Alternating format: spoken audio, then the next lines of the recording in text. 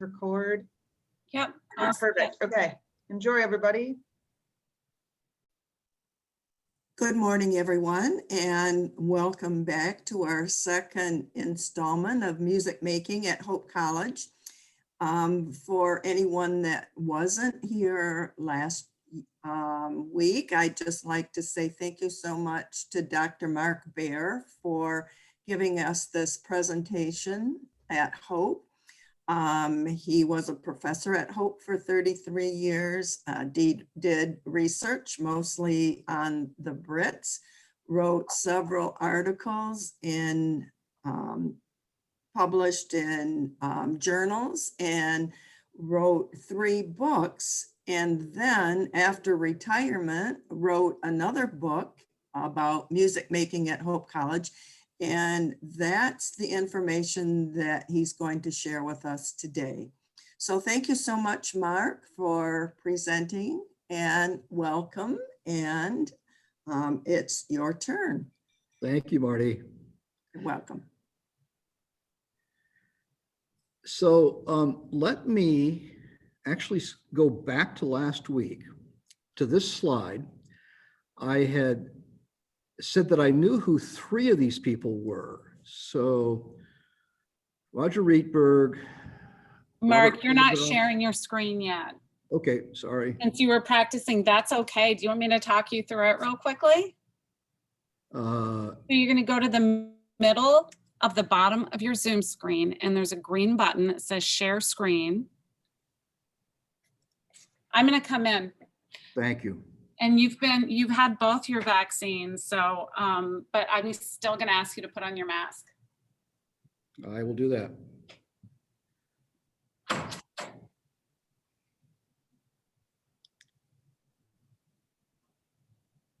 Okay.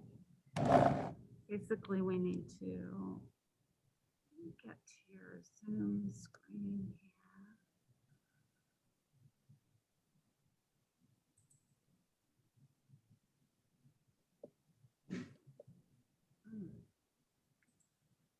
Can you minimize this a little bit?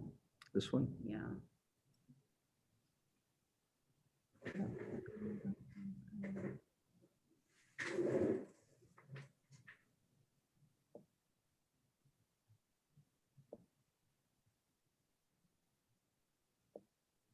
We forgot to do that. I forgot to do that. Did you just close your PowerPoint altogether? It's right there.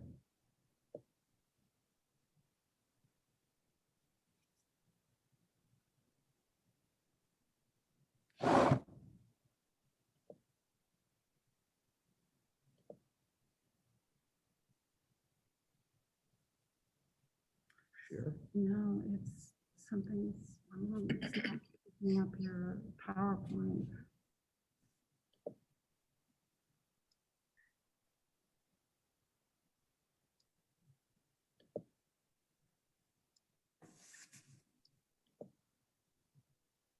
I've never seen this happen.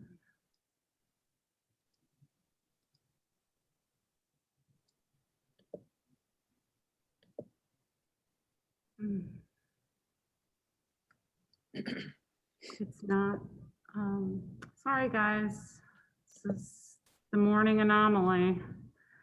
So your PowerPoint is open and Zoom is not recognizing that it's, That I'm sharing the screen. well, it's not recognizing that it's open at all. And I don't know why. I've never ever seen that happen. So we have a couple choices. You can you easily find the PowerPoint if we close it?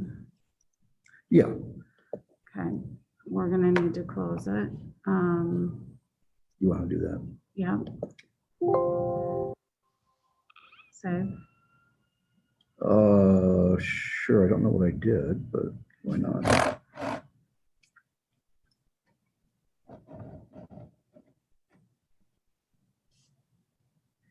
So I'd like you to reopen your PowerPoint.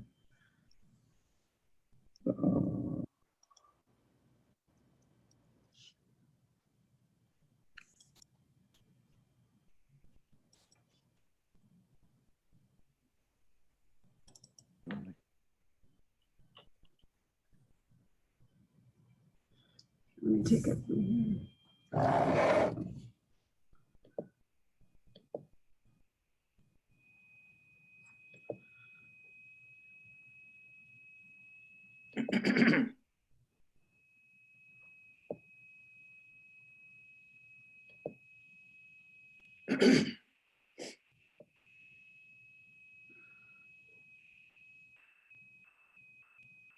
Can you email me this, your PowerPoint? I'm gonna have to control it from my end because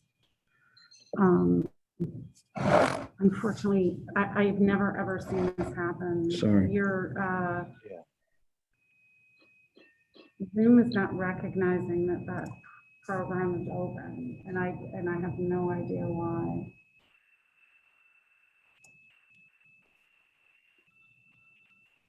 So once I share it, Okay. Timmer, Timmer. It is. Thank you.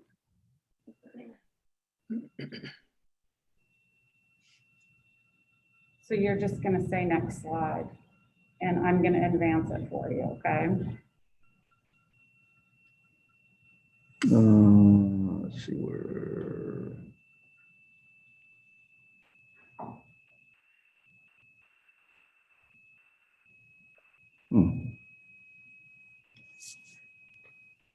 Thanks for your patience, everyone. This is.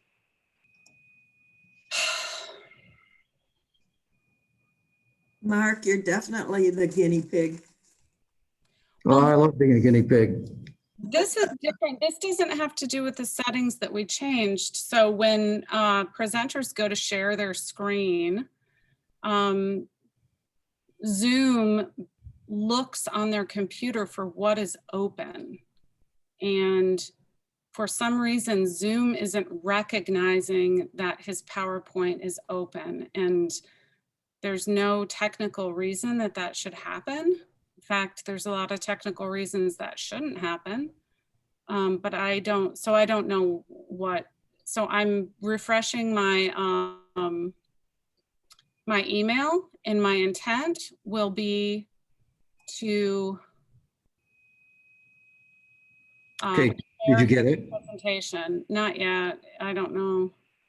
I mean, maybe our internet is.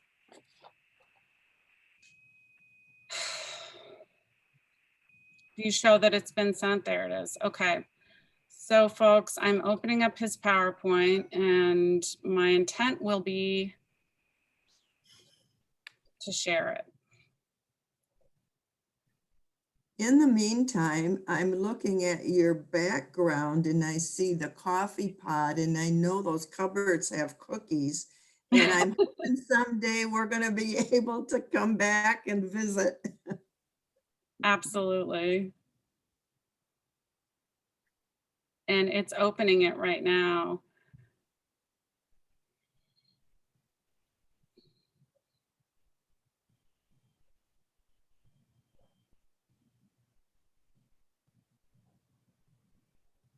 Should I go back to Zoom? Yes, go back to Zoom. I think we might be having internet problems. We're close, folks. And I will say that Mark was here right at 9 o'clock. So we have been preparing for your arrival in this class for 30 minutes before you got here. So sometimes it seems like it's last minute, but I assure you that we do a lot of preparation to avoid this.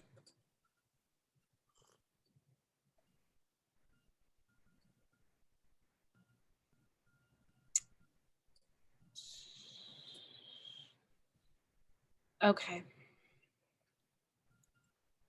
I think we're close.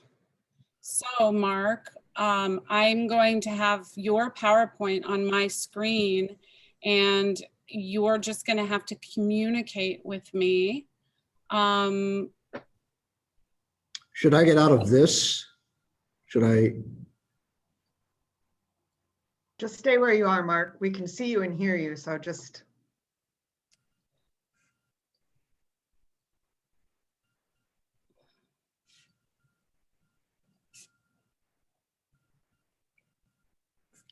There it is. Okay, Kim, do you have the ability to not make me a host? Let me try. Okay, Mark, why don't you go ahead and begin, and we'll see how we can do this. I'm gonna stop my video, but I'll still be able to talk with you. So I should not advance the slides, you should? I'm going to go ahead and advance the slides for you. Okay, if it's at the top, then you need to go down to, it's about slide 38, 39, which is the beginning of today.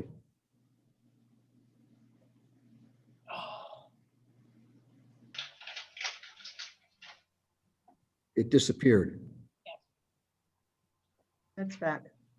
There it is. So there's 35 is the gentleman, the frauders, 36, it looks like maybe that would be the beginning. That's Okay, the one. I can't see it now, Susan. Oh. 37 is what you want. Mark, why don't you come in here with me? We're almost there, folks. Susan, it's not letting me remove you as a host, so. Okay, that's fine. That's the way plans. Am I going to do it from here? You're gonna do it from here. Okay.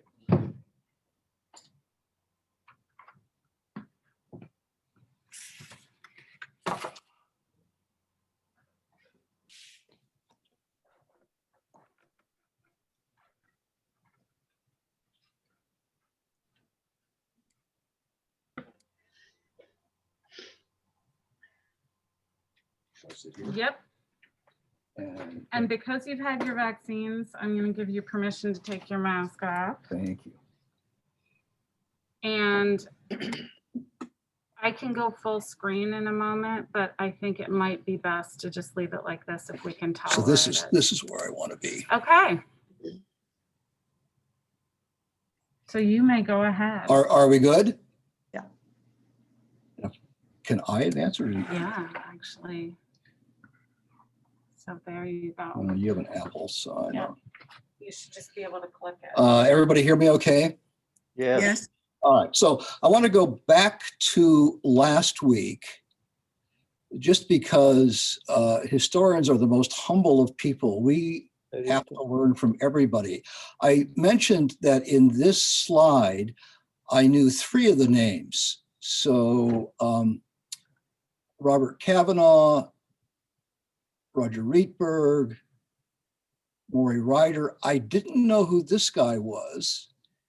And somebody, I forget who now, wondered if it was Tony Koiker. And the interesting thing about photographs is, and you probably know this already, even though they purport to be an exact image, they're all different. And so I had never, I met Tony in the 1980s and he had different kind of glasses, and I had not seen a picture of him wearing glasses when he was younger. And so I didn't think that was Tony Koiker, but when I went back and looked at other pictures, that's who that is. So thank you, whoever assisted me on this one. So that is indeed Tony Koiker. So any other leftovers from last week before I start? Any other lingering questions that you had about things that I talked about last week?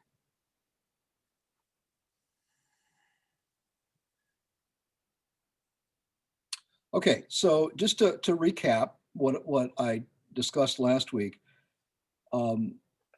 my sense in reading all these documents was that in the first 100 years of Hope's history, music on the part of students was ubiquitous.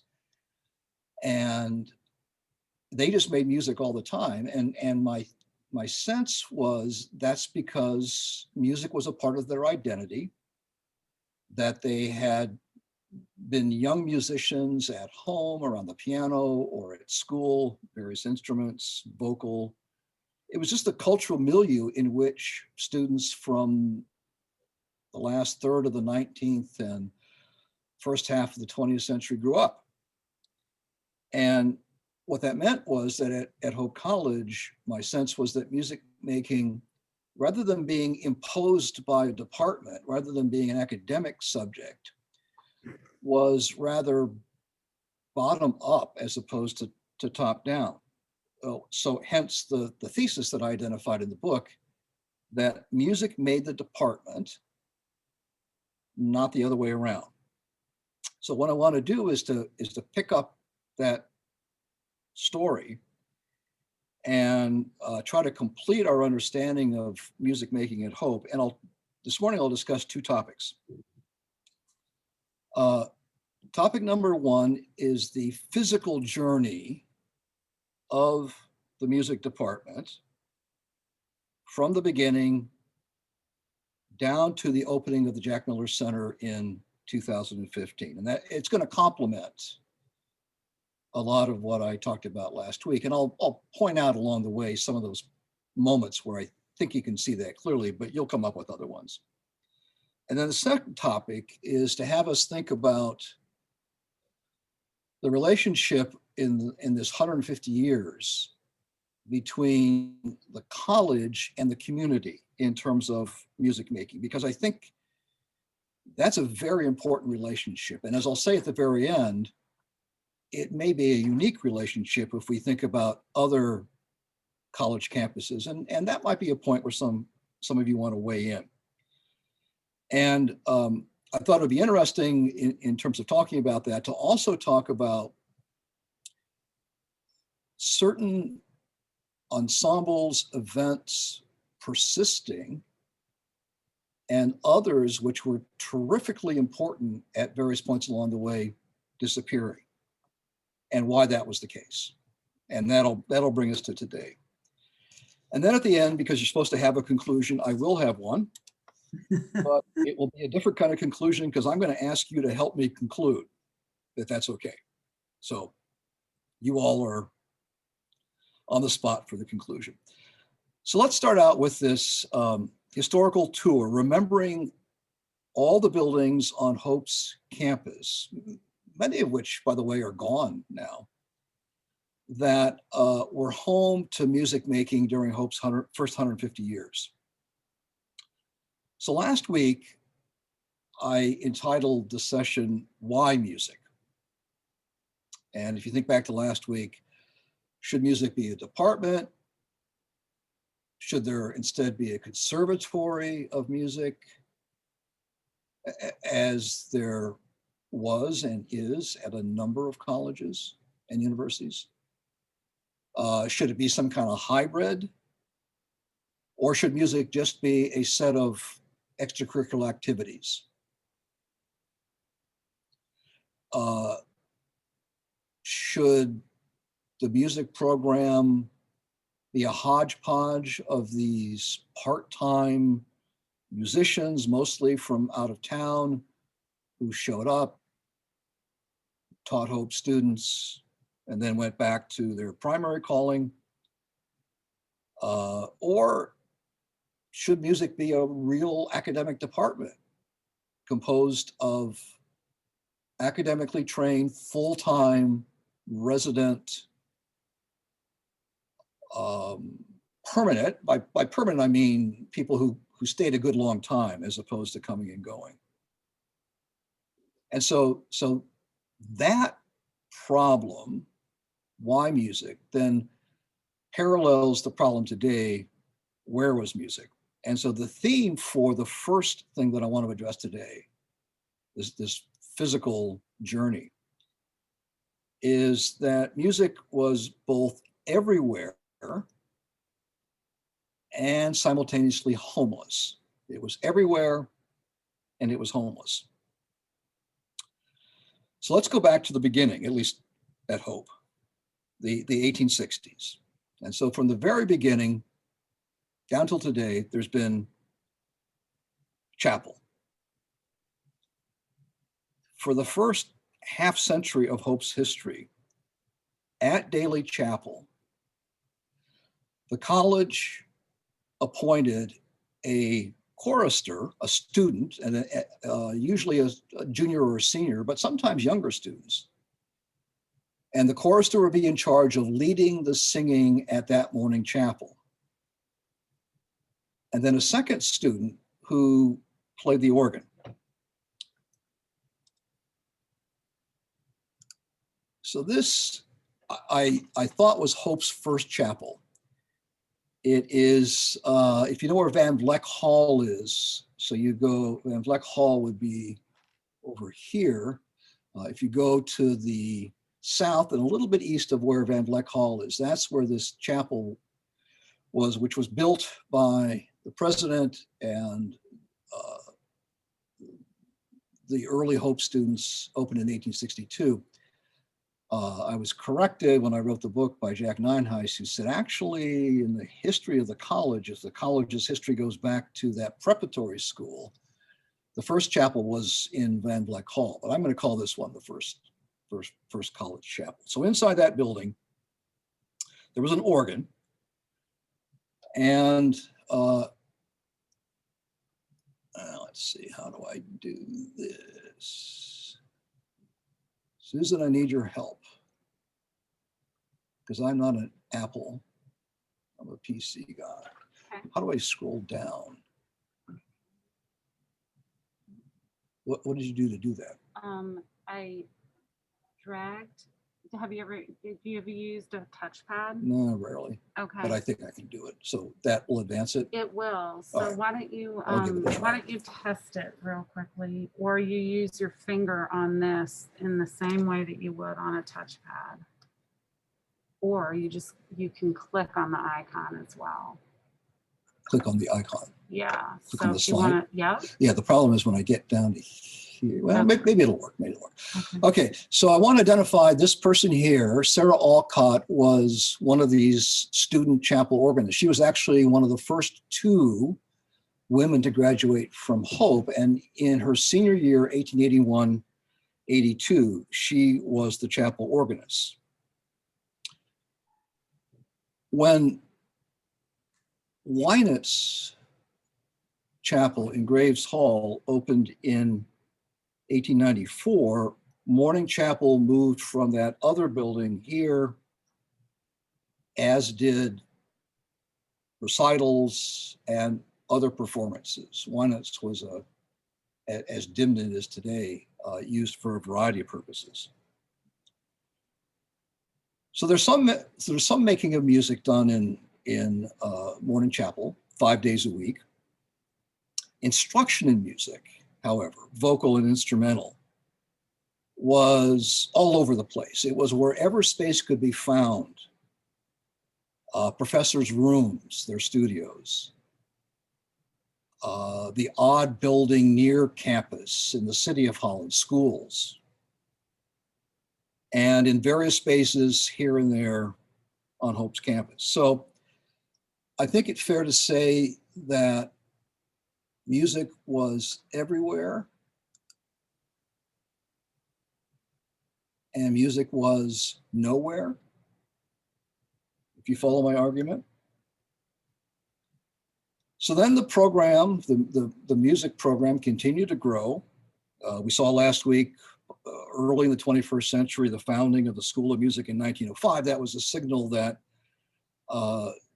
this problem of space was going to get worse rather than better. So when Van Raalte Hall was opened in 1903, now just to locate it, Van Raalte Hall was just to the east of where the Dimnett Chapel is now, which would have been back here. So the music program got the third floor of Van Raalte Hall. Again, 1903. What I found interesting was that when the college catalog stated that, if you want to find music, go to the third floor of Van Raalte Hall, it also said at present, which I noted. So then, because the college was growing and space was at a premium,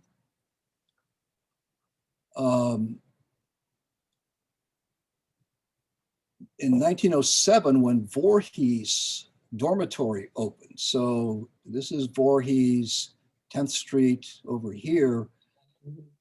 So 4 years later, music was moved again. And if you were today go into Voorhees Hall, here's the main entrance, and then turn to your right, music was allocated these 6 rooms on the west side of the first floor of Voorhees. So imagine a female dormitory. There was a dining room at that time over here, and the music program was located here. And what was interesting in that college catalog of 1907, it said if you want to find the music program, go to Voorhees, and then it added the word temporary. So two points to think about. Temporary turned out to be 3 decades.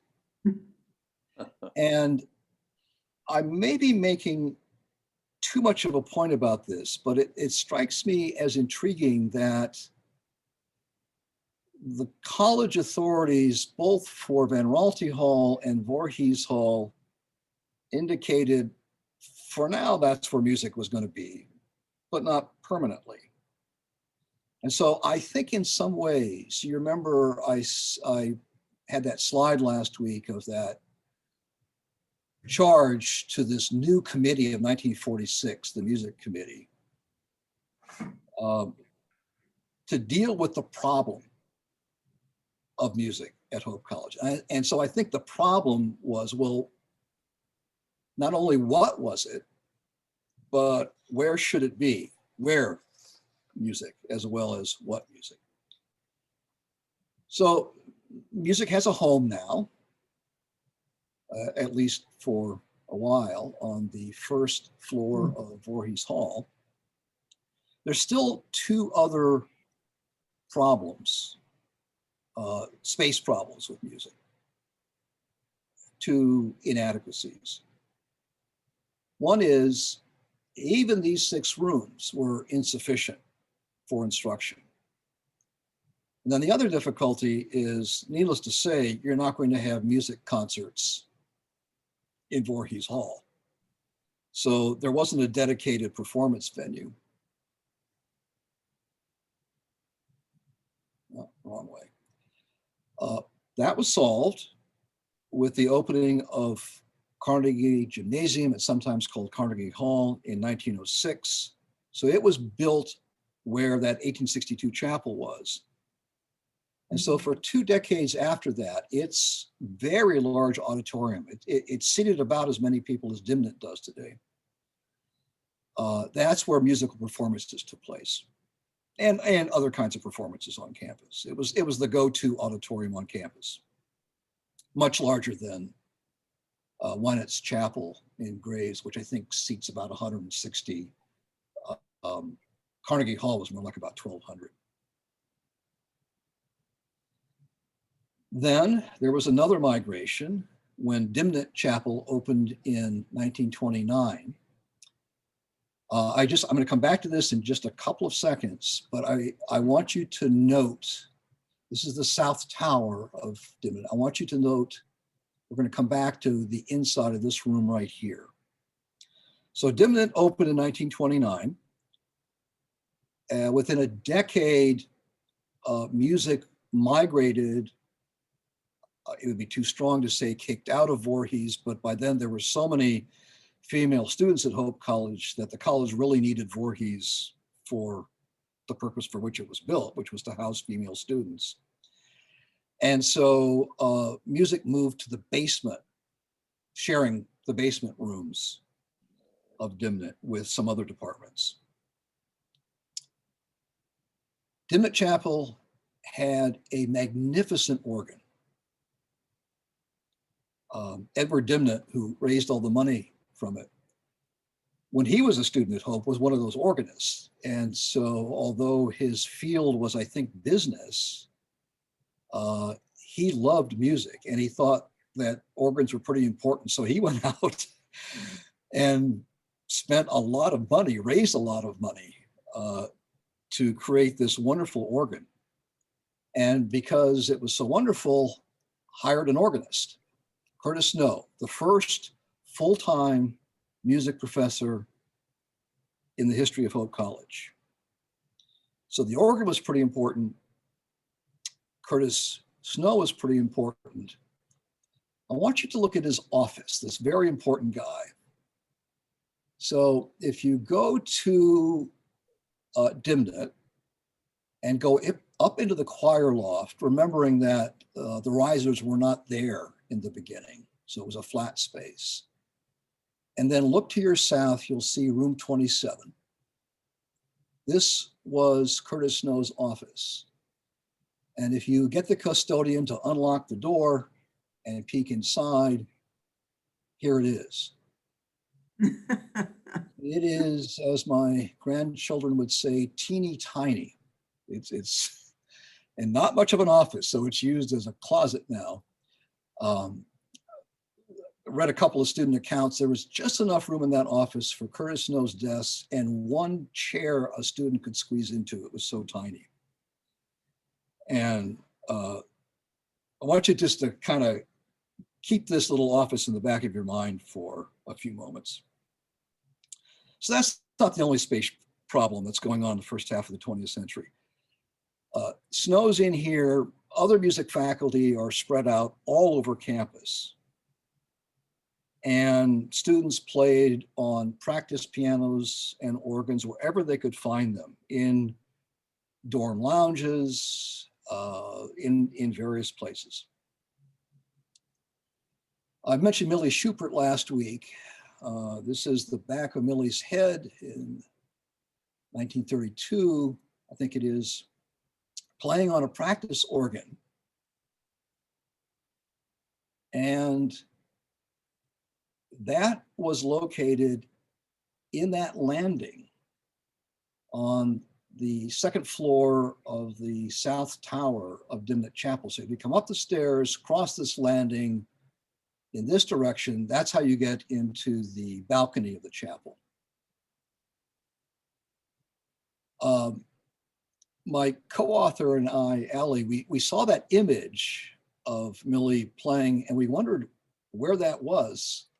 And we kept looking all over Dimnit Chapel. We went through this door here, up one more floor. We were pretty sure it was one further floor up. And we just looked, we had that picture with us. It looked all wrong. And so we came back downstairs and Allie said, "What's this?" And that's where that organ was plugged in. So the next time you're in the chapel and you want to go in the balcony, go to the south tower, come up these stairs and remember that space. Here's another music student, Ethel Liesma, who's playing on a practice organ that's in the basement of Graves Hall at that point. And so they went wherever they could. By the way, if you know my friend Paul Sweats, who is a Hope grad and an author, Ethel was his mother. And if you pick up the book someday, you'll find that she's a pretty important character in the book as a window onto student musical life at Hope in the 1930s, one of the first Bachelor of Music grads at Hope. So let's go back to last week just for a second. I mentioned that term departmentness and my thoughts that one of the things that was missing in the first century or so was that the department really didn't have a real home. I would define home for an academic department as a space where the faculty were in proximity to one another. So the home for music should have been a series of studios on the part of music professors that were adjacent to each other, where they could go back and forth and consult. And then a departmental office where if you wanted to complain, if you were a student or an administrator, and you didn't like something that faculty were doing, that's where you went. And music didn't have those. And so that's why I made or at least I proposed the idea that music was homeless. Fall of 1942, the music program moved once again to Columbia Hall. Columbia Hall was on Columbia Avenue. It has an interesting history. It began life on the other side of the campus. I think it was the first building in the history of Hope College that was moved. And in my time, there were a number of others, and that was always an exciting event to watch the college move a building from one place to another. But it was originally a wooden building, one story. It was removed when Graves Hall was built, so that's where it was. And it was moved way over to the other side of the campus. The second floor was added, and it was stuccoed on the outside. So it had room for all these studios to be together. It had a departmental office. It had practice pianos. And on the second floor, there were 8 classrooms. So Columbia Hall seemed to be the solution to this spatial problem that the music program had. The problem was World War II. And so it only was there for 1 year. And in 1943, the college's Army Specialized Training Program commandeered Columbia Hall. And once again, music was homeless. And in terms of instruction, spread out all over the campus. Come to the end of World War II, 1945, and across the country, there was a boom in student enrollment. Thanks to the GI Bill, all these students showed up, and colleges didn't know what to do with them, and Hope really had a crisis in terms of space. So after just that 1 year in Columbia, music was kicked out and could not come back because that space was needed for other programs, and the classrooms were needed. So once again, the faculty, music classes, practice pianos were spread all over campus. President Erwin Lubbers came up with the next solution to music homeless problem. He got the college to lease this building. So this was a home built by a Holland industrialist, last name Walsh.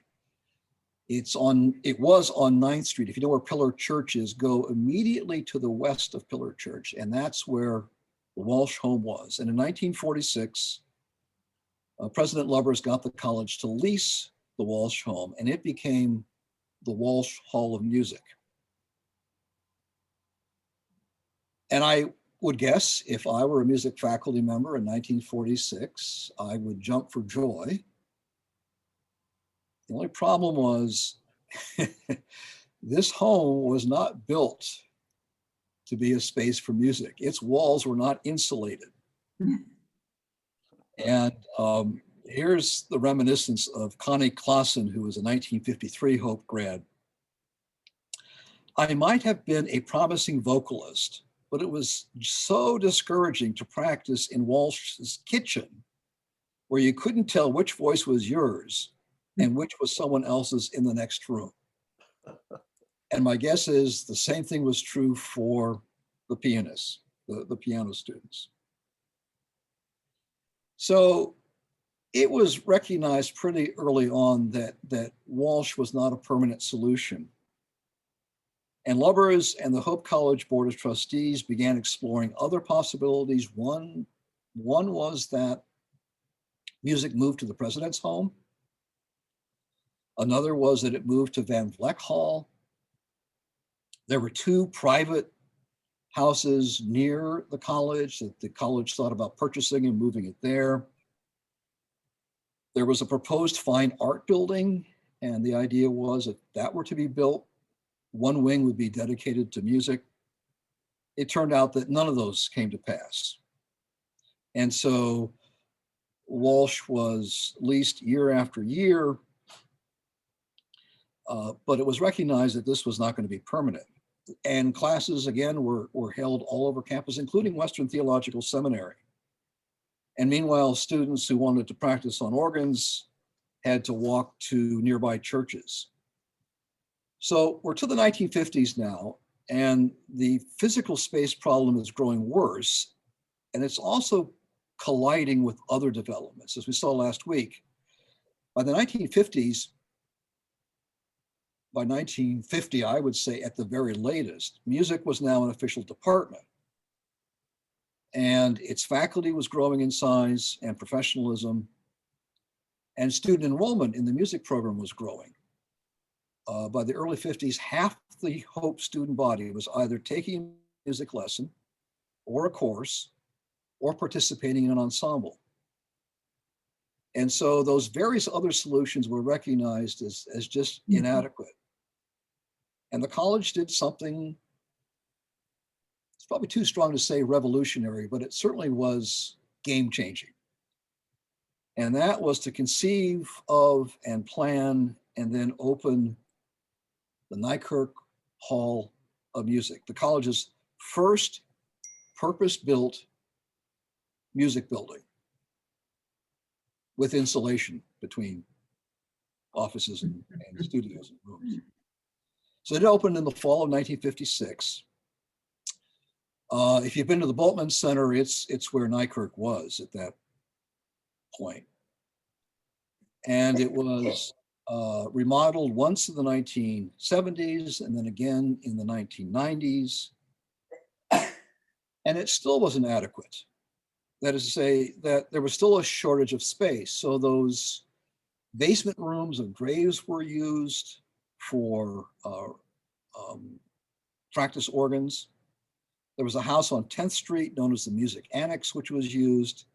The basement of Dimnett Chapel was used. And so as wonderful as Nykirk was, and it certainly, if you read the letters of music faculty in the late 50s when it was open, they certainly felt blessed by it. It still didn't solve the problem, the where music should be problem.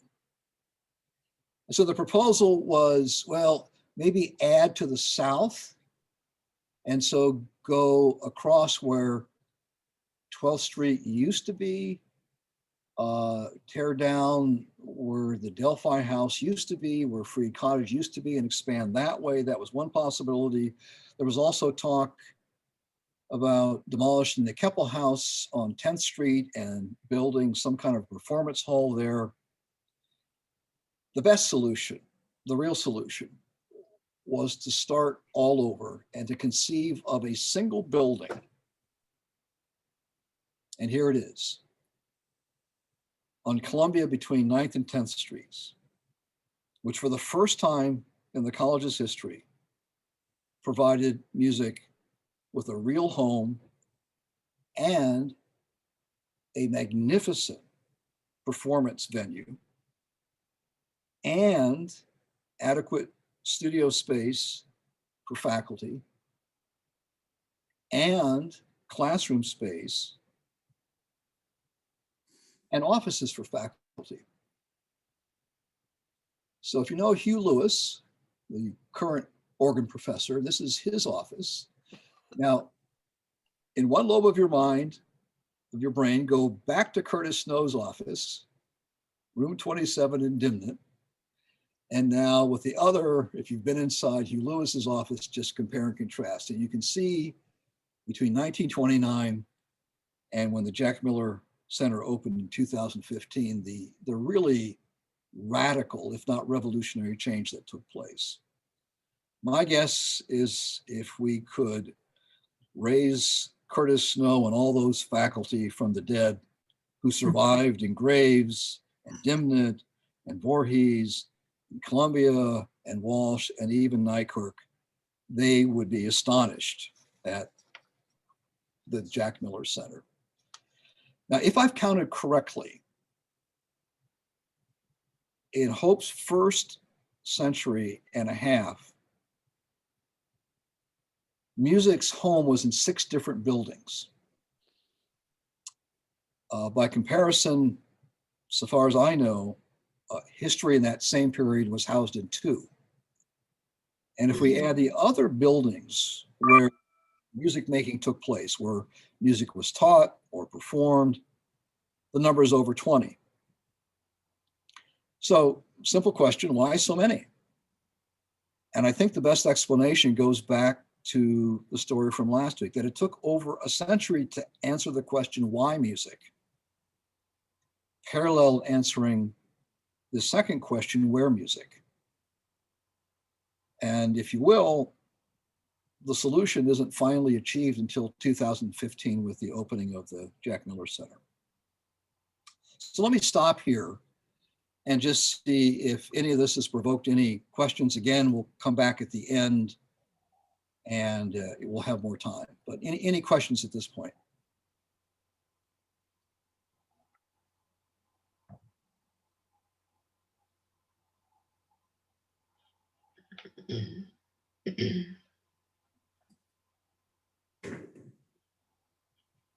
Okay. So let's turn now to the other point that I want to make this morning, which is about the relationship between the Hope Music Program and Holland, or maybe better to say, the West Michigan community writ large. And as I'm doing that, as more as a follow-up, I guess, I want to take us through the year in music as it's being done in tandem, the college and the community, and point out how some events, musical groups seemingly were permanent and others seemingly important at the moment vanished. It's a rather complicated tale of change and continuity, and that's what historians do. So that's what I'll do this morning. I think that the town-gown relationship centered on music was terrifically important to both Hope and Holland. But having said that, there's also a conundrum. Was the local musical scene, due to the inherent musicality of people in Holland, or was it the presence of a vibrant music program at the college long before there was a music department? Professor John Nykirk, who I've mentioned several times already, thought he knew the answer. And he remarked in 1925, "There is in Holland twice as much real musical talent as in any other city in the state, 5 times Holland's size, and I know what I'm talking about." Spoken like a professor. His sentiment was echoed more recently by Bob Swearinga, who said, "Hollanders appreciate good music." What is safe to say is that since its founding in the 1860s, the college has always depended upon townspeople for the music making that took place on the campus. For example, before 1900, members of the West Michigan community often performed at Hope's graduation exercises. Here's the Holland City News commenting on Hope's 1879 graduation. "The innovations in this city to take professional musicians to furnish the music for such occasions is a move in the right direction." So thereafter, to enhance Hope's music ensembles, community members were frequently invited to be a part of a program. And the reverse is true. From the very beginning, civic musical groups invited Hope students to join them. And if you look at Hope College catalogs, every year they repeat this. If you're interested in music, come to Hope College because you can also perform with one of the Holland community ensembles. And then, as we saw last time, late 19th century, and really down till today's adjunct professors, tutors and musicians from Holland and Grand Rapids and other cities taught Hope students. And Hope professors taught community members. For most of the years between 1905 and 1930, Holland residents vastly outnumbered Hope College and Hope Preparatory School students in the college's School of Music. So it worked both ways. So I want to point out a few of these occasions when the town-gown relationship is important. One of those is civic celebrations. For example, in 1938, 1,200 people gathered in Dimnett Chapel on February 9th to listen to a musical program, which was part of that day's commemoration of the founding of the city of Holland. This concert was presided over by the president of the college, President Wickers. One of the music instructors conducted the Holland Civic Chorus, while another provided accompaniment. And a Hope student trumpet quartet performed as well. Note that the celebration occurred in the same month, February, that the college was founded. I've lived in Holland now for 37 years. I have never understood why Van Raalte chose February to found the city. It's the last month I would ever pick of the 12 to try to found a city in West Michigan. So look out your window today and you can see my concern about his decision making. At any rate, here we are. The first of these civic celebrations where the college and community came together that I could find happened in 1897 when John Nykirk assembled a 315 voice choir for the celebration of Hope's semi-centennial. On that occasion, an audience of thousands assembled in, where else, Centennial Park. And another example would be Tulip Time. Tulip Time was founded in 1929, and it has often included Hope ensembles. And since the 1950s, the music department has also provided organ concerts. And I don't know if you've gone to those, but they're pretty amazing. And they include Hope professors, Hope students, alumni, and other organists. Here's another example. Twice in the 1980s, the Chapel Choir and Symphonette combined with Third Reformed Church's choir to stage an oratorio, King David, in Dimnett Chapel. But I think maybe more important because it was ubiquitous, I guess. Music students individually made contributions to the musical flourishing of Holland area churches. So if you picked up Millie Schupert's diaries, she's class of 1931, remember, there are these glimpses of Hope music majors participating in the musical life of Holland congregations. Millie faithfully recorded in her diary each of the occasions where she or one of her friends performed as accompanists in an area church. And she herself played the organ for First Reformed Church, Hope Church, Third Reformed Church, and the Methodist Church on more than a dozen occasions between 1929 and 1931. Decades later, Harley Brown, who I think is one of the audience this morning, class of 1959, sang in Hope Church's choir and served as choir director for Fourth Reformed Church. While a Tulip Time audience benefited from the contributions of the music and theater departments, which staged an operetta called The Red Mill. And here is Harley. He told me he's supposed to be a mayor.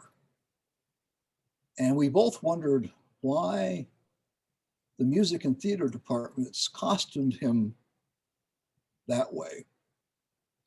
I did some research on the Red Mill. Here's a very famous actress, Marion Davis, who seems to be much more excited about the costume that she's wearing when it was turned into a film. I think the film was 1927. So let me take you now through not a typical year, but maybe an archetypal year in the life of Hope and its music program. And what I'm sharing with you here are events that are purely college events on the one hand, and others that merged the community and the college together in making music. So if we start in the beginning of the academic year in the fall, there was an event. It was for years called the opening exercise. Today it's called convocation. which was then followed by homecoming.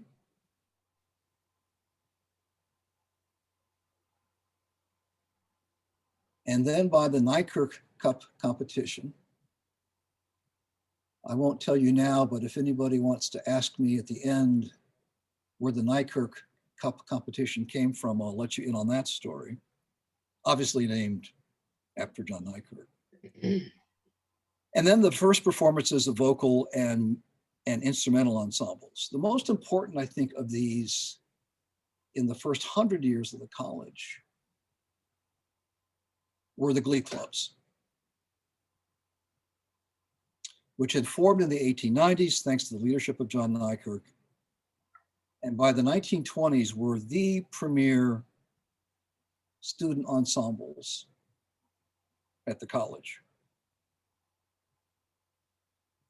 As well, in the fall semester, there were student recitals, there were faculty recitals. And Curtis Snow, when he came in 1929, started a series which he called Vespers, monthly Sunday afternoon organ recitals and other performances, concerts. So now we jump to spring semester.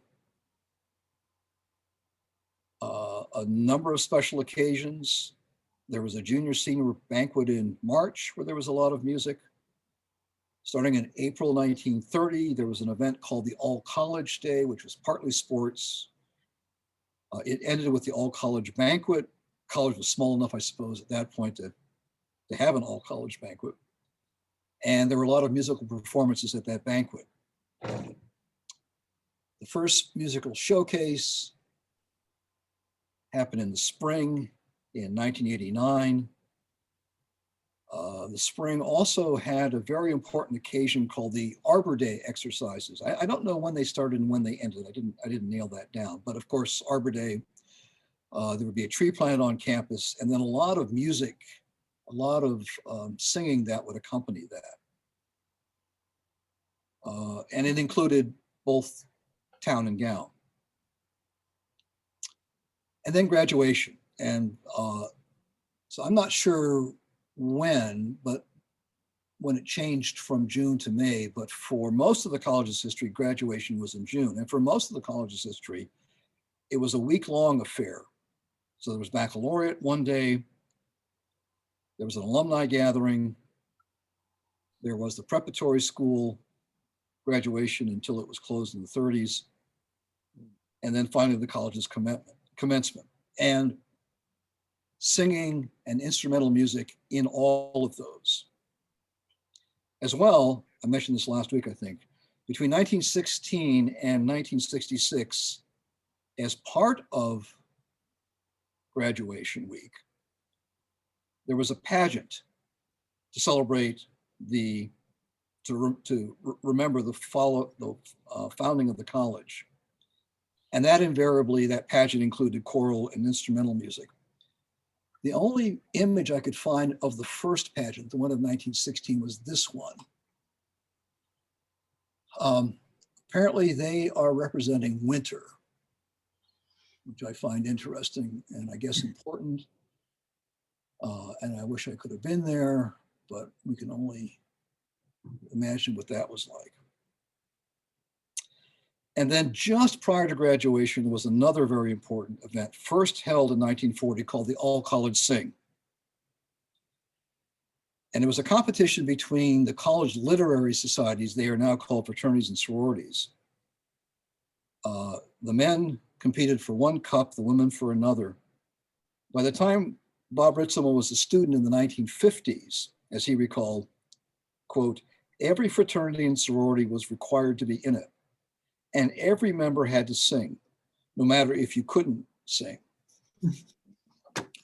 Rehearsals went on for weeks and weeks. Here is Harley Brown getting the Arcadians, whether they could sing or not, to do the best they could. So this was the most important vocal event at the college for the whole year. It was reformulated several times in the 1960s and 70s. disappeared, came back, and then disappeared for good in 2002. Now, a lot of these events that I've mentioned saw contributions from members of the community. And most importantly, I think, in choirs. John Nykirk merged the Holland Glee clubs and choirs in Holland in an ensemble that he called the Choral Union, and they held concerts throughout the year.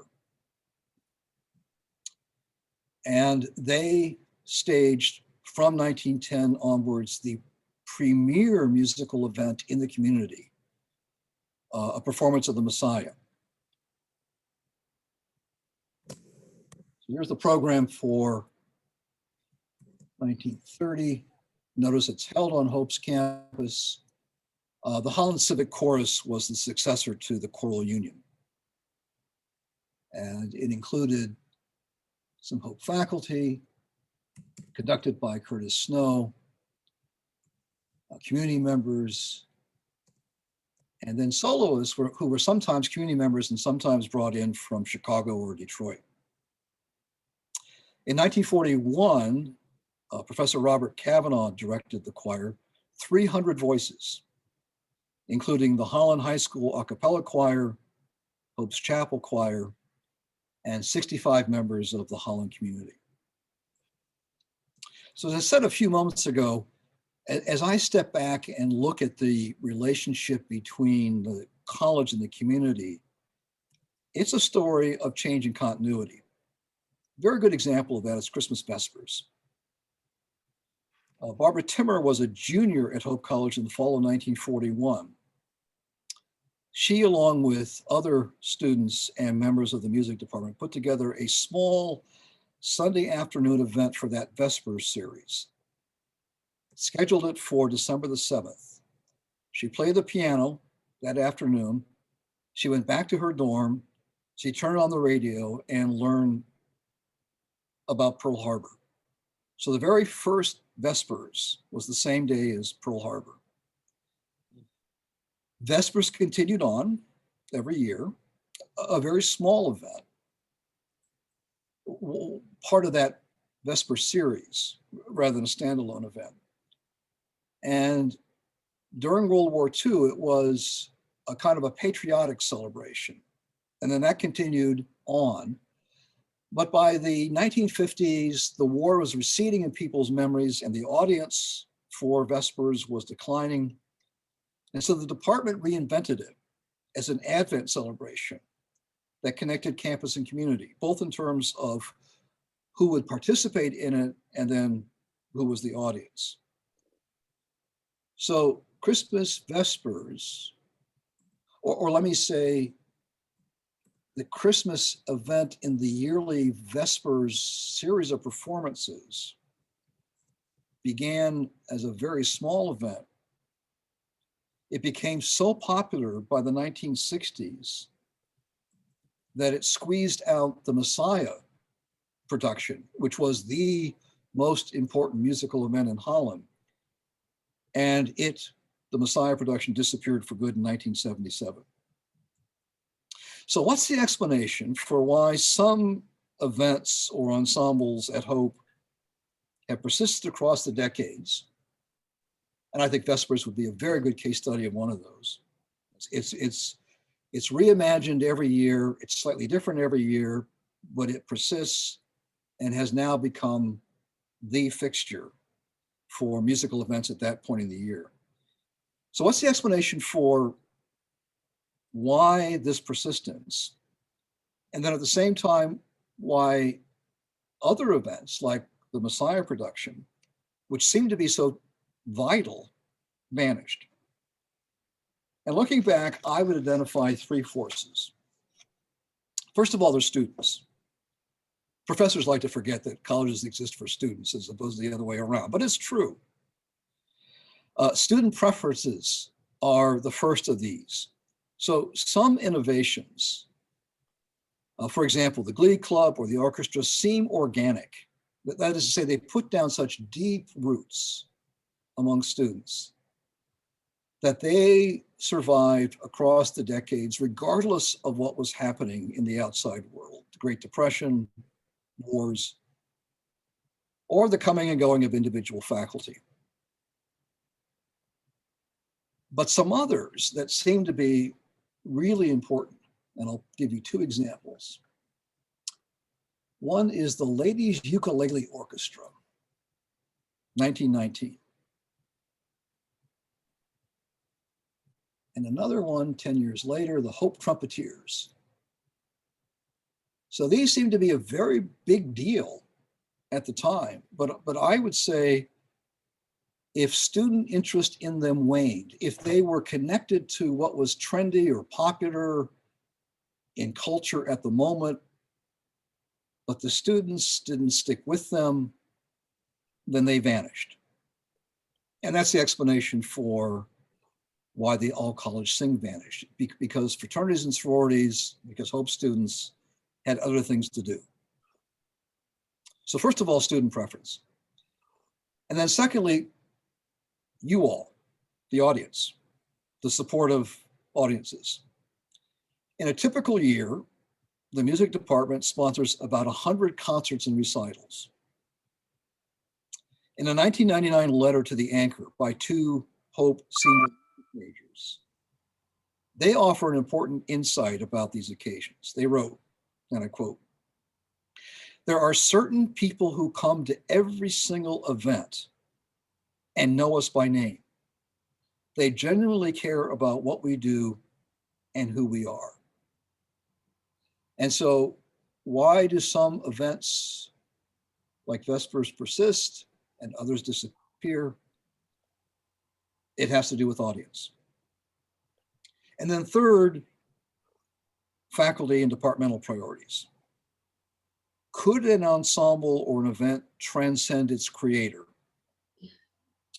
Someone last week mentioned being in the Symphonette. Symphonette was invented by Maury Ryder. It made a very big splash. And then Maury left the college for the University of Oregon and it disappeared. Or again, think about the relationship between the Christmas Vespers program and the Messiah concert. They were within a few days of each other in December. And as Vespers grew, the department decided it could not stage two such big productions within a week of each other. And the Messiah vanished. But then another interesting one is Chapel Choir. So Chapel Choir was founded by Curtis Snow in 1929. Think back to those images of the Men's Glee Club and Women's Glee Club. They were the premier vocal ensembles. Chapel Choir was there, but it was no big deal. And then in 1954, Professor Robert Cavanaugh decided to fold the Men's and Women's Glee Club into Chapel Choir, to make Chapel Choir much larger, but also be the most significant ensemble. This was the one that went on the road, not the Glee Clubs, but Chapel Choir. So there's lots of change, but there's also lots of continuity. So let's go back one more time to John Nykirk, who founded an event series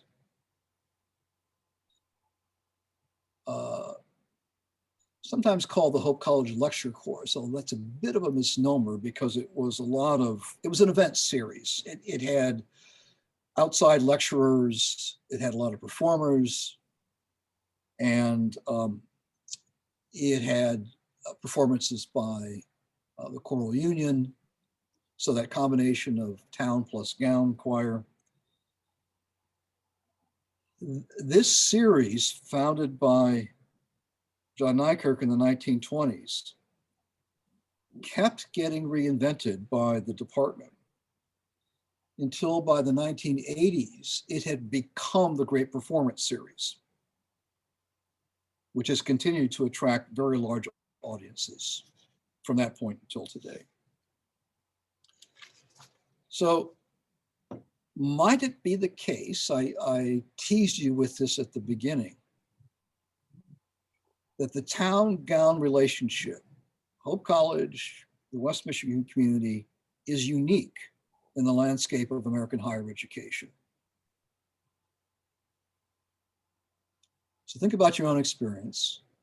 Let me take you to a couple of back-to-back events 2 Januaries ago. On a Saturday evening, music faculty member Drew Lee gave a piano recital before a Jack Miller audience that, as I looked around, I guesstimated at about 500. And then the next morning, Sunday morning, at my church, Pillar, music major Leanne Robinson played her violin as a member of the worship ensemble. Those 2 episodes stand for thousands and thousands of such performances during the college's first century and a half. And they point out then this nexus of faculty, students, churches, schools, and community members. So if we were to ask ourselves, as I was asked by the woman sitting next to me at Drew's performance, what would it be like if somehow Hope College were to be moved to another town Holland size? Would there have been such a crowd that night?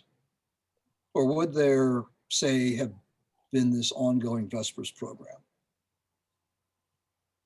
I said to her, and I would say the same thing to you now 2 years later, that over the past 150 years, the local culture, the quality and the quantity of Holland area churches' vocal and instrumental music, the quality of the college's music department have each supported itself in remarkable music making. So unique, maybe not unique. I mean, it would be worth some other historian taking that one on, but pretty special. So let me finish today, if I can pull this off, by going back to Barbara Timmer, play a little video. She's going to play the Alma Mater hymn on the piano, which was written by Robert Cavanaugh.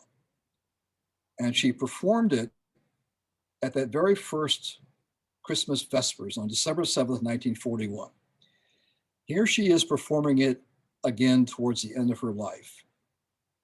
And when it finishes, I'm going to ask those of you who are Hope grads a question.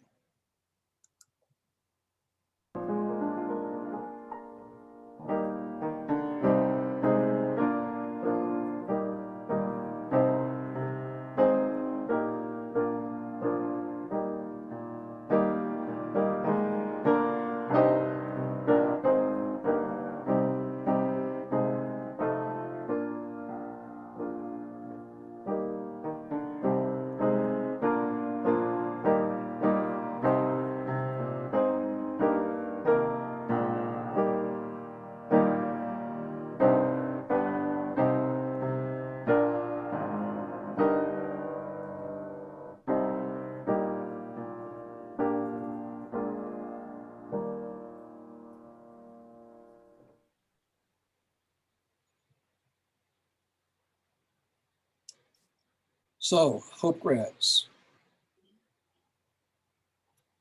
by the time we got to hearing where Spera in Deo, Hope, our varsity, did you want to start singing? Did you want to break out in song? Mark, I did sing along. And so my guess is, for those of you who were grads sometime in the middle of the 20th century, let's not do ages at this point. It would be far more likely that hearing the music would lead you to start singing, no matter where you were, no matter who you were with. That's just the way that it was. Whereas today, it would be very unlikely for you to sing that unless you were told that's the right place to sing it. So both change in continuity.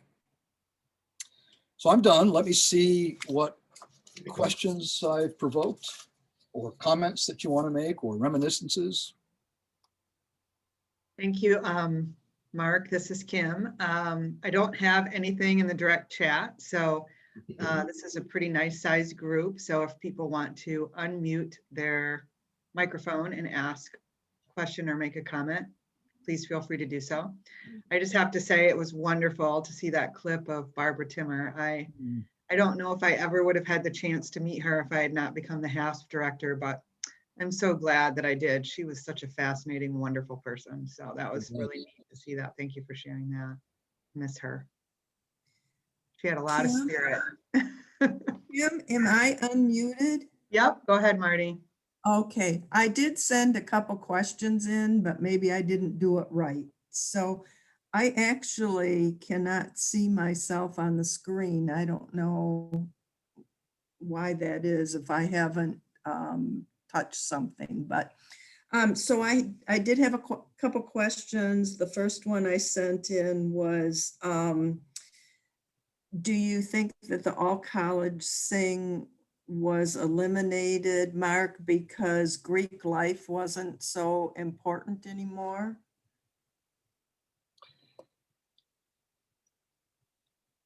I mean, it's true that at the college, as we go from the 50s to the 60s to the 70s,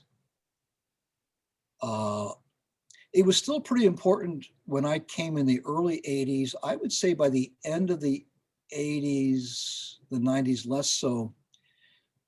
The problem was there was some kind of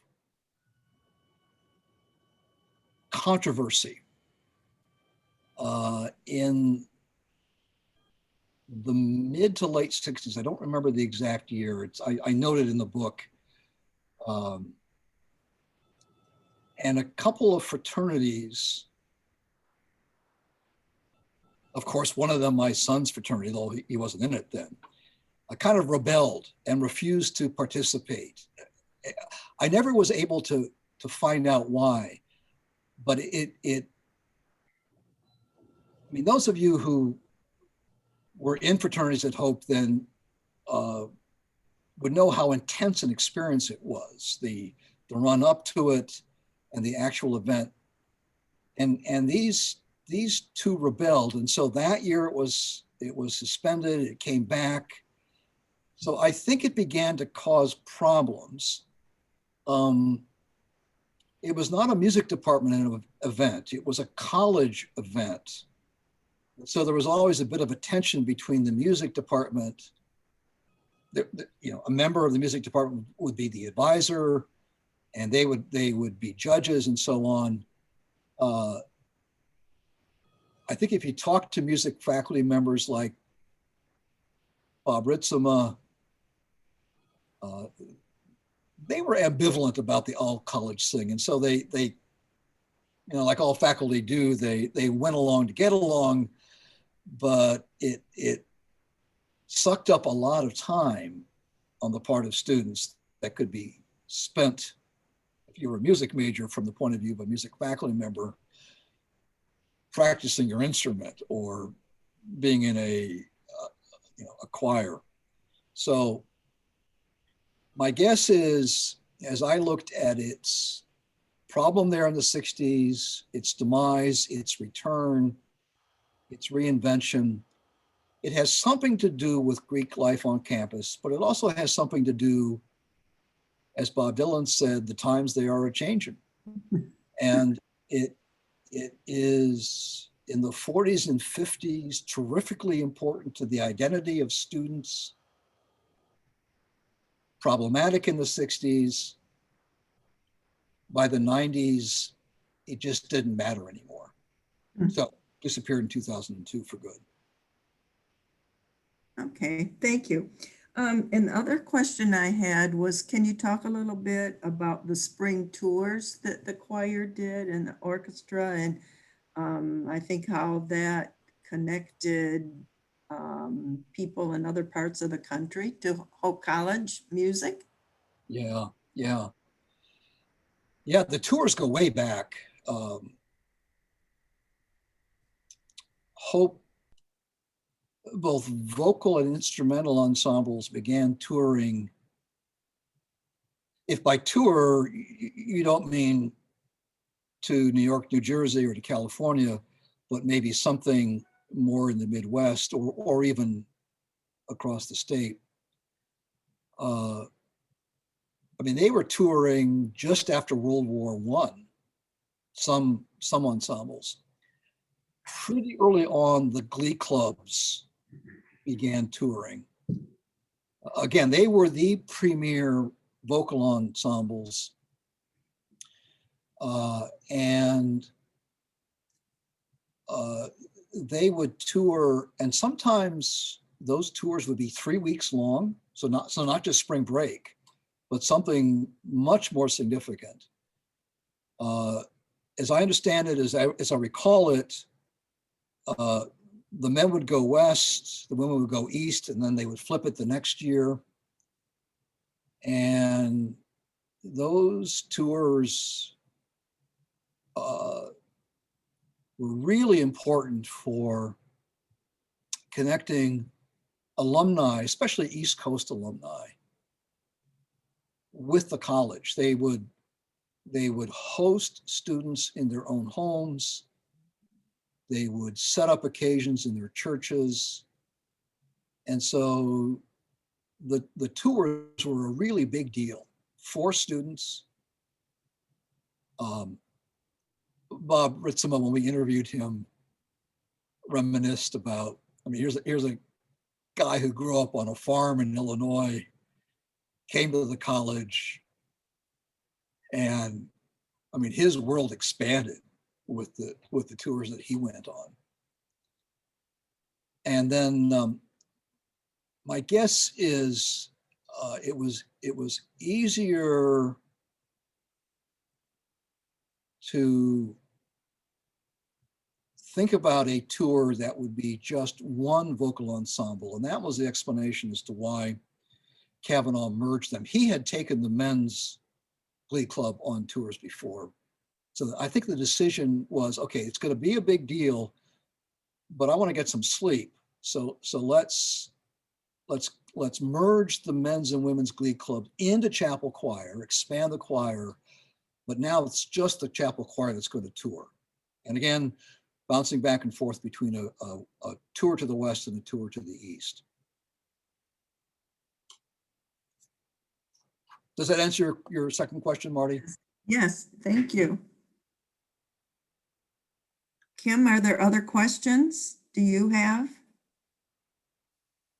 No, I'm thinking they might be on Susan's computer that Mark is at. So if anybody else typed one in, I can't get to it right now. So feel free to ask it. I have a question. Go ahead, Bill. It appears that people joining the chapel choir, the number has dropped off in recent years.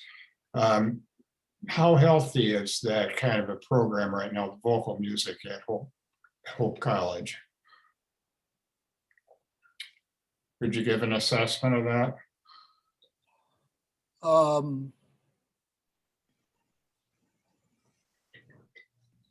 Well, it's a tough one for me to answer. I know that this year has been really difficult for everybody. Mhm. But for how do you practice social distancing when the choir members need to be adjacent to each other? So I can't tell you what the size is this year.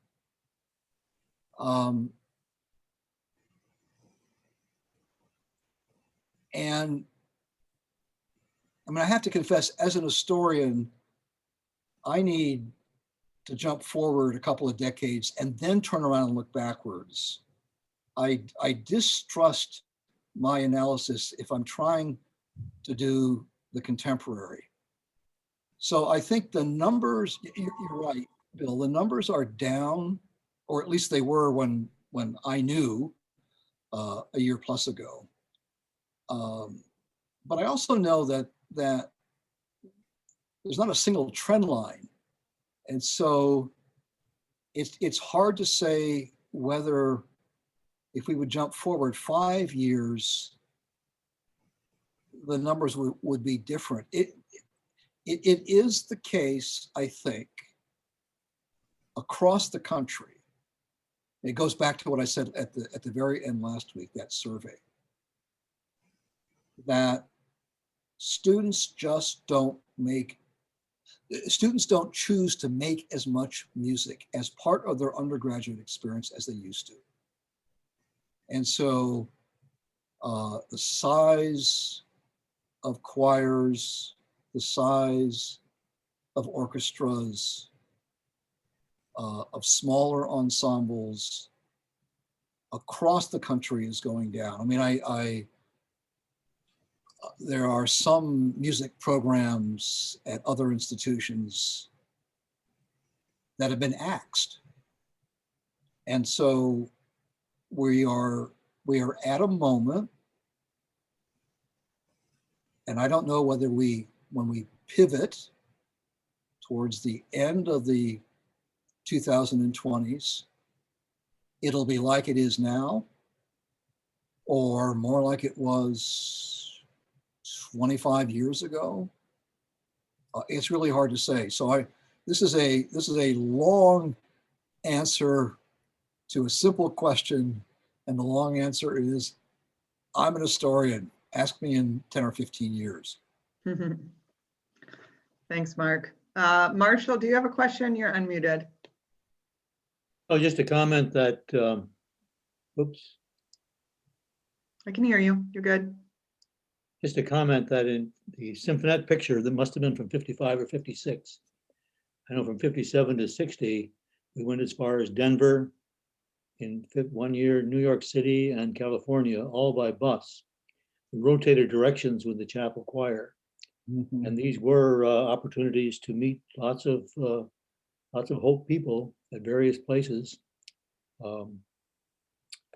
It was extremely varied. One day in Prairie View, Kansas, we were in a area where there was nothing but mud, and many of the people who attended the concert came by farm tractor. Wow. So we saw everything. Yeah, yeah. I should have said that it wasn't just the vocal ensembles that toured; it was the instrumental ones as well. And that's why I said, you know, when Ryder founded it and he was here, the Symphonette was a pretty important ensemble. It was kind of the elite instrumental ensemble, as at first the glee clubs, and then after Kavanaugh merged the glee clubs into the chapel choir was the elite vocal ensemble. And so the tours that they did was a way for the college to, this is a terrible metaphor when it comes to music, to wave the flag, to show off how good it was, to advertise itself. There's a letter I recall from a young woman in Chicago who was a high school student, and she experienced chapel choir performing in her church, and she was not very well off financially. This was in the 60s, or I think the 60s, and she wrote a letter to Kavanaugh, and she said it was such an amazing experience that I went to a community college for 2 years so I could save money, so I could come to Hope College, so I could be in chapel choir. And my guess is that there were a lot of tales like that. Just to reiterate a point that I made last week, the students, the players in the Symphonette were not really music majors. I know one that you showed was Bill Harrington, who was a chemistry major. I was a chemistry major. This is the trombone section. The other trombone when I was there was Gary Lohman, who was a pre-sem, and Jim Evenheis, who was playing the bass, is again a chemistry major. So they were all over the map. Yeah, and the same was true for the other ensembles. Yes. Let's- Peg Ringrau, did you have a question? Peg? I was just Maybe. going to say, it goes back to Bill's earlier question about participation in chapel choirs. So imagine up to the 1950s, whether you're a chemistry major, a history major, a music major, an English major, music was a part of your identity. So of course you would make sacrifices and practice night after night after night to be able to be a part of the Symphonette. Now fast forward to 2021. And on the one hand, that musicality on the part of high school students becoming college students, it's not disappeared, but it's not what it once was. And then on the other hand, we put this tremendous pressure on students. I mean, I never did well in chemistry, but I can imagine being a chemistry major and the amount of hours that you would need to spend to do well. And so, I think that's why students might say, I could do it, but I choose not to do it because I have these other pressures in my life or because I want to do something else. I also see that Herb Twos is unmuted. Herb, did you have a question? No, I don't. Okay, good Thank to you. see you this morning. I Anyone have a else? question. I do. Can you hear me? Yes, go ahead, Carol. Okay. First of all, Mark, this is all very interesting. I was in the chapel choir many years ago. As an alumnus of Hope. I've always been a supporter and very interested in the music department at Hope, even though I did not live in this area for many years. So apparently there was a big, several years ago, there was a major reinvention, or maybe it was more of an upheaval of the music department at Hope, which was quite concerning to a lot of Hope alumni who knew about it, including myself. I wonder if that was, now I recall that a lot of some reputable, or a number of reputable music professors left and music majors went transferred to other schools.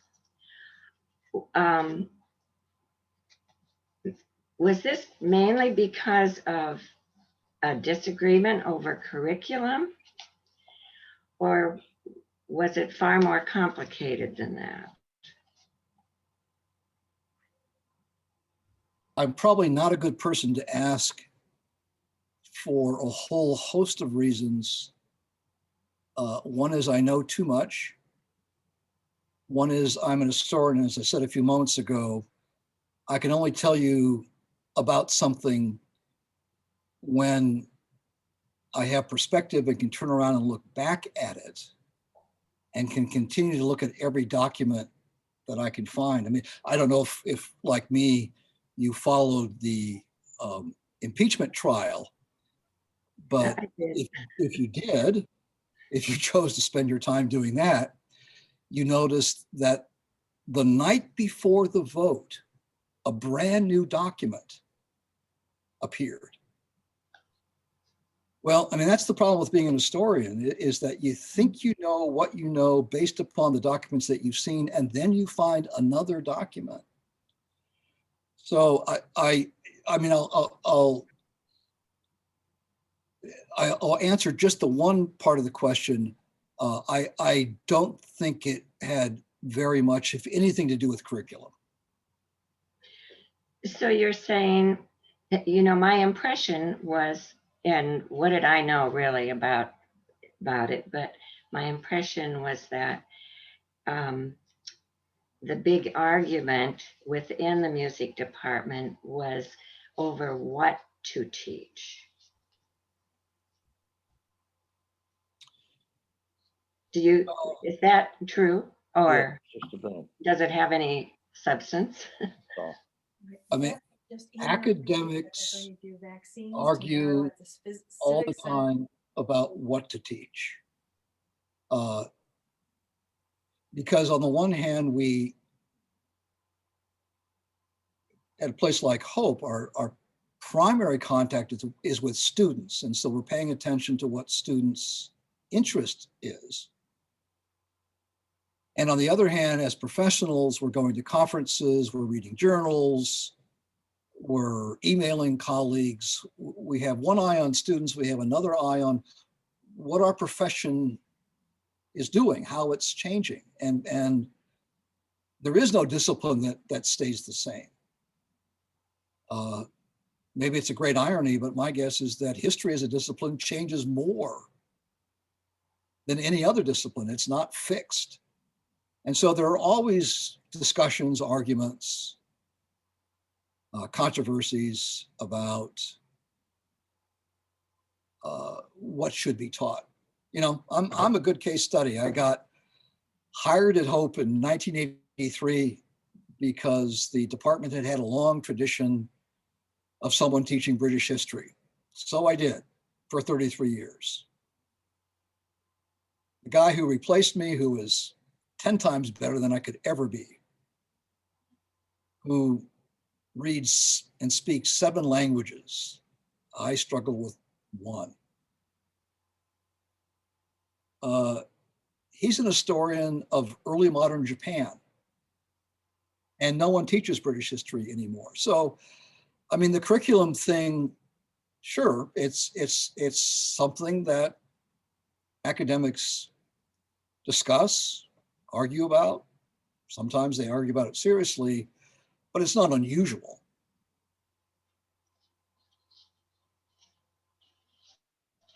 Thank you. Great, thank you. All right, it's 11:09. So I'm going to wrap things up here unless someone else has a burning question or comment they need to ask. I want to say thank you to Mark for being with us and for bearing with the technological difficulties this morning. We'll have to get to the bottom of that. Sounds like it was all working great prior to 9:30, so sorry about that. But thanks for rolling with the punches, and thanks to all of you for being here this morning. Let's give Mark a hand, virtual hand. Thank you so much. All right. Bye, everyone. Have a great afternoon.